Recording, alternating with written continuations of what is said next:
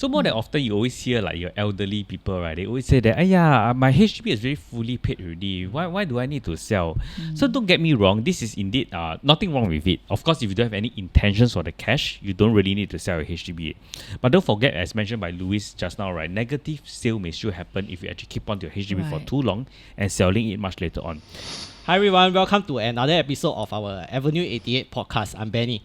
I'm Louis. I'm Jason. And I'm Phoebe. So if you enjoy watching our content so far, please help us to like and subscribe and click on the button below. So today what we are sharing today is something related to HDB once again. So selling our HDB in Singapore can be a very important decision. Whether it's a good time now to sell due to several personal or market-based factors.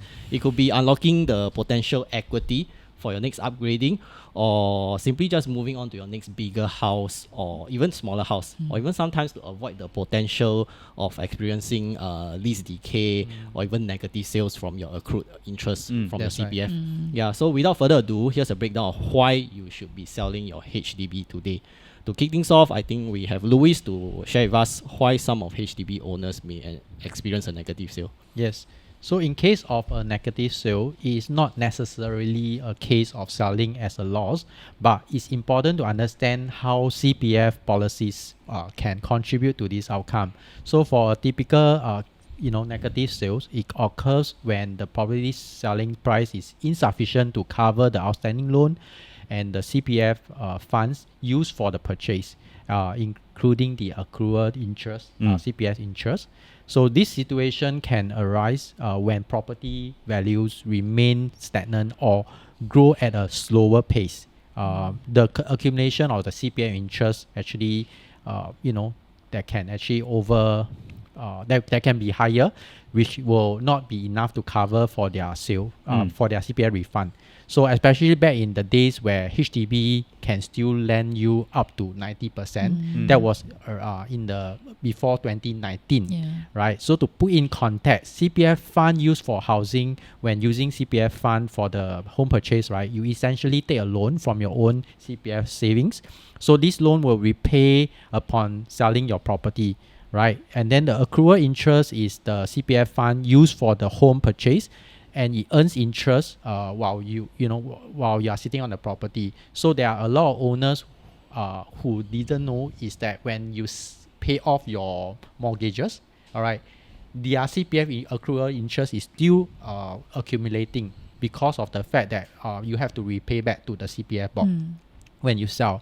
Yeah, so this is a part where you have to repay to CPF board.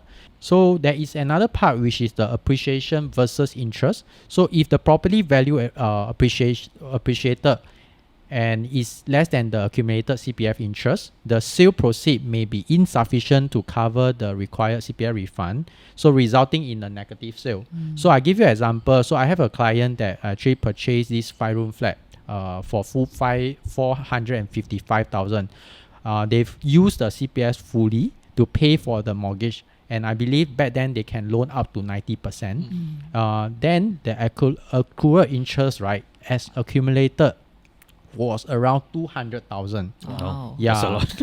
Correct. And the total CPF refund altogether, right, is more than their purchase price, which is about 460,000. And in the end, they sold the flat for 555,000, less off all the outstanding loan and their negative sale, everything, right? The negative sales is still more than 75,000. Wow. So can I ask how many years did your client hold on to this unit?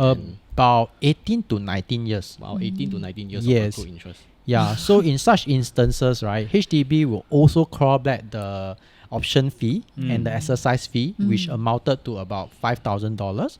So what they collected from the buyer as a deposit, they have to return back to CPF board, and this will have to come out with their own cash as well. Correct. Like to pay off all the miscellaneous fees, such as like legal fee, HDB admin fee, and the agent professional fee.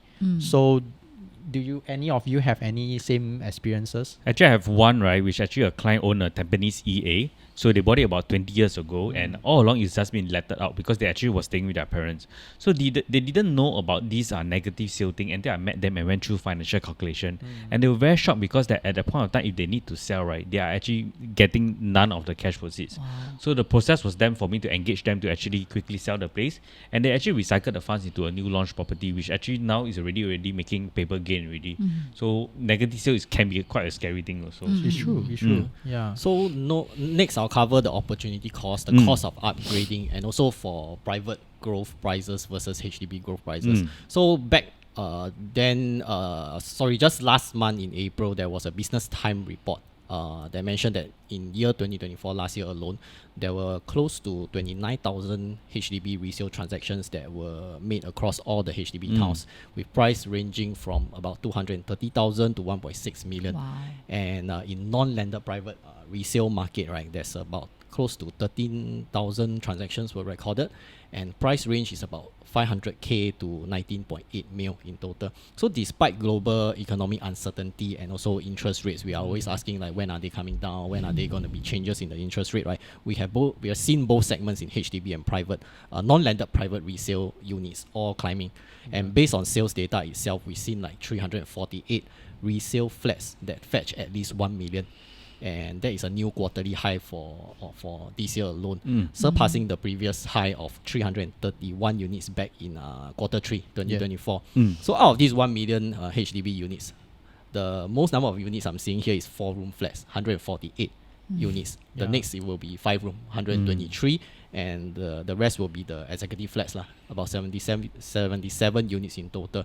So a lot of these 1 million HDB units are coming from the new estates like Bidadari, the Alcove Crescent, newly MOP HDB, and Circuit Road, Dawson Road, and even in St. George Lanes, Strathmore. Yeah. So the number of HDB upgraders switching over to either new or resale private properties have also increased last year. And many of them prefer to buy like resale private properties in the suburb areas, in like OCR regions, Sengkang, or even in Bukit Batok. So some of the popular projects actually purchased by these upgraders include like Treasure at Tampines in 2024, Tapestry, Momentum Park, and newly MOP ECs like Treasure Crest and 100 Palms, which we actually covered this EC in our last podcast. Yes. So similarly, for average household incomes for family owning HDBs have also increased already over the years. And this allows them more comfortable financing and also to reach the TDSR benchmark. So a lot easier for them to do this upgrading from HDB to private. So if I look at more data here, right, there's a total of 5,420 new and resale non-landed private homes that were bought by HDB upgraders in 2024 itself. That is a 7% jump from 2023 itself. So what are the reasons for upgrading for HDBs? I think a lot of reasons lah. First of all, they want to unlock the equity, they want to have a change of lifestyles, and also they are trying to achieve their investment goals over time. A lot of people also moving on schools. So schools. So while HDB flats do appreciate in value over time, they usually go a bit slower compared to private properties. We have seen it over in the longer term. So I mean, upgrading from your HDB itself can unlock better returns. Yes, I agree. So considering how private housing provide like freehold options, especially for families who want to build a legacy for future generations, then of course upgrading to a condo is a wise decision. Yeah, I quote an example because I was helping my client to unlock his HDB to an upgrade, to sell his HDB back then about 4 years ago in 2021. So he sold his BTO at about 510k. So today, when I look at the data, it's transacting at about 610. Just nice 100k difference over a 4-year period. So my client actually sold HDB, bought a private. He actually bought a 2+ study instead because he has a small family. He doesn't really need such a big space. He bought it at 1.17 back then, 2021. So 4 years later, right now, today, it's actually transacting about 1.5 to 1.55. Nice. So you can actually see the difference between a private and a HDB. So he actually made a significant difference in terms of profit gain already. As compared to holding the HDB. Yeah, correct. So for profiles of HDB upgraders, I think recently we have seen over the years a lot are the younger families. Those with or without kids. Correct. So without kids, they are actually probably thinking of starting a new family very soon. And also they actually have a very good income. I would say. Exactly. Yeah, and it allows them to hop on to the next jump of asset progression and future wealth planning. It's true. I noticed in my blog itself, I'm also staying in a HDB, right? And mine is a 6 years old HDB. I have a lot of the young couples who is staying in my block. They are without children. Within the first 5 years, reach the MOP. In fact, before the MOP, I can see a lot of viewings already, like a lot of agents bringing buyers to come. Yeah, and all these people who move out first is all young couple. Yeah, we call them the DINs lah, DIN. Yeah, exactly, because Lower they don't income, have no to. kids. They don't have to consider the schools and all this. They Yes, will yes. just upgrade Jumping to a straight to private asset property. progression, Correct. yeah. So this is the profiles that we are seeing very, very recently lah, for a lot of HDB upgraders, and they are more savvy in terms of their wealth planning, how they want to progress in their Yes. later stages, and how they want to plan for their future generation. Unlike what we seen like 20, 30 years ago, our parents' era, they are not so much, they they really don't have stay so there much knowledge lah, I would long say, time, yeah. on I how think- to do all this. Yeah, exactly. So that is where we will touch on the least decay. Yes, correct. The next topic we will be covering is lease decay issue. So I think Phoebe will be covering this portion. Yeah, so dive into this issue, how HDB loan tenure actually impacts resale value. So what happens when your flat has a shorter lease, let's say shorter remaining lease, say like less than 60 years, this is when tenure will start to affect price. So because buyers and banks are both cautious, financing gets stricter, CPF usage gets restricted, and demand drops, and so do the prices. So 99-year leasehold HDB flat with 80 years left is far more attractive than one with just 50 years remaining, even if the condition is the same. So we're seeing the trend that more clearly in mature estates like Toa Payoh, Queenstown, or Marine Parade. Older flats today may still demand decent prices due to location, but over time the lease shrinks, price resilience will definitely weaken. Exactly. So I do have so I had a seller at Chinatown, so Upper Cross Street HDB flat. Remaining lease was about 50 years. So I did face a lot of difficulty when I was marketing. It attracted a lot of keen buyers, but there was some resistance because the loan presented an issue for some, and then others faced like CPF usage restriction. So in the end, it was very fortunate. I found a young couple, and they could only get it because they were paying a larger proportion in cash. Young couple buying the Yes, older because Interesting. she works near there. So yeah, so that reduces the buyer pool very significantly for sellers lah. So not only about reducing tenure, right? Actually, the older your HDB flat is, right, there's also more cost involved in like renovations, maintenance. You get Yes. things like spalling concrete, leaking issues They had to from redo the upstairs, whole downstairs, thing. redoing Rewiring. wiring. So these are potential costs if you actually hold a HDB for too long also. Yes. Exactly. So I have handled a lot of sales, mainly like HDB flat in the central region previously. So one of the common trend I noticed is that most of the owners have to, they will usually live there for very long. What I mean by very long is like 20, 30 years. So Yeah. recently I sold one, it stayed there, it's the first owner, it stayed there for more than 50 years. Wow, that's very long. Yeah, so many of them, one of the challenge I think for this pool of sellers is that as Phoebe already mentioned, right, it's a smaller pool of potential buyers because you can only attract some in the different at the older age. Correct. And also from my own observation is that many of the homeowners, their condition is very original.